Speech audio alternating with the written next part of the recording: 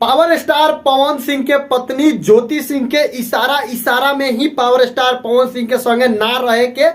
जौन बा की ना होला इशारे इशारे में बता रही है जौना में केहू समझत ना रहा कि आखिर ज्योति सिंह का कहे के चाहत रही। एगो फोटो जौन बा की भोजपुरी इंडस्ट्री में बहुत तेजी से वायरल हो रहा बा जेमे बतावल जाता कि ज्योति सिंह के बॉयफ्रेंड के फोटो जौन बा की ज्योति सिंह के एक साथे वायरल हो रहा बा, लेकिन एक पुष्टि जौन बा की अब रउआ सब वीडियो बनल रही हम बताएं कि आखिर एक पुष्टि होता आ कि ना। हम बता दी कि ज्योति सिंह आ पावर स्टार पवन सिंह के मामला जौन बा की कोर्ट में चल रहा था, लेकिन ओकरा बीच में एगो ऐसा मोड़ आयल है जिसमें बीना मानवी जी अपन रिक्स लेके मुंबई गई बड़ी या मुंबई जाके शॉर्ट आउट करे के फेर में बाड़ी, जैसे कि जितना मैटर बा शॉर्ट आउट हो जाओ। लेकिन बीच में ज्योति सिंह के खबर आवत रहा ज्योति सिंह नहीं मानत, ज्योति सिंह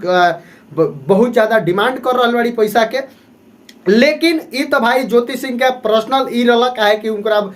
कोर्ट में भी कॉल रही 8 करोड़ रुपया के जौन बाकी मांग रहा है उनका एगो नोएडा में फ्लैट। लेकिन फिलहाल ओकरा बाद कम कैले रही 5 करोड़ की 3 करोड़ रुपया एगो फ्लैट कैले रही, लेकिन पावर स्टार पवन सिंह के तरफ से 1 करोड़ रुपया दिहल जात रहे। ओकरा बाद पावर स्टार पवन सिंह बीना मानवी जी से जौन की महिला विकास मंच के अधिकारी बाड़ी बीना मानवी जी उनका से जौन बा की सहयोग लला है। बीना मानवी जी गई बड़ी मुंबई में जाके कुल व्यवस्था भी बनल बा, बहुत सारा लोग पावर स्टार पवन सिंह का सपोर्ट चाहे ज्योति सिंह के सपोर्ट दोनों जना के चाहता लो कि एक हो जालो ना तो कुछ जौन भी बा शॉर्ट आउट करके अपन अपन जिंदगी खुशी से जियलो। बीच में बहुत कुली प्रकार के सब लोग के अपन अपन विचार अपन अपन राय आवत रहा, लेकिन एगो फोटो बहुत तेजी से वायरल हो रहा बा। वह सब फोटो देख रहा लोग के स्क्रीन पर लागल हुई। हम बता दी कि कहीं से कोनो प्रकार से ये फोटो के पुष्टि नहीं कल जात कि ई जौन बा की ज्योति सिंह के बॉयफ्रेंड होवन, काहे कि जे भी फोटो के अगर वायरल कर रहा बा चाहे देखा रहा बा ई केनहू से पुष्टि नहीं कल जात। आई हमू नहीं कह जे ज्योति सिंह के जौन बा की बॉयफ्रेंड होवन, काहे कि पावर स्टार पवन सिंह के जौन बा की मामला ज्योति सिंह के मामला अभी शॉर्ट आउट नहीं भइल। अभी इनका लोग के बीच में जौन फैसला बा कोनो प्रकार का अभी फैसला नहीं भइल, जौना से ई कहल जाओ कि ज्योति सिंह जौन बा की अपन शादी जरा से करे के चाहत रही ओकर फोटो वायरल कर रहा बड़ी ना, ई कहीं से नहीं हो सकत। काहे कि पावर स्टार पवन सिंह और ज्योति सिंह के मामला अभी वही बा, काहे कि अभी भी पावर स्टार पवन सिंह के धर्म पत्नी ही बन के बाड़ी ज्योति सिंह। हमरा उम्मीद बा कि बिना मानवी जी गई बड़ी तो शॉर्ट आउट हो ही जाई, लेकिन अब रउआ सब इंतजार करी। हम यह कहब कि भोजपुरी इंडस्ट्री के कलाकार, भोजपुरी इंडस्ट्री के जौन बा की मान सम्मान रखे वाला पावर स्टार पवन सिंह थोड़ा सा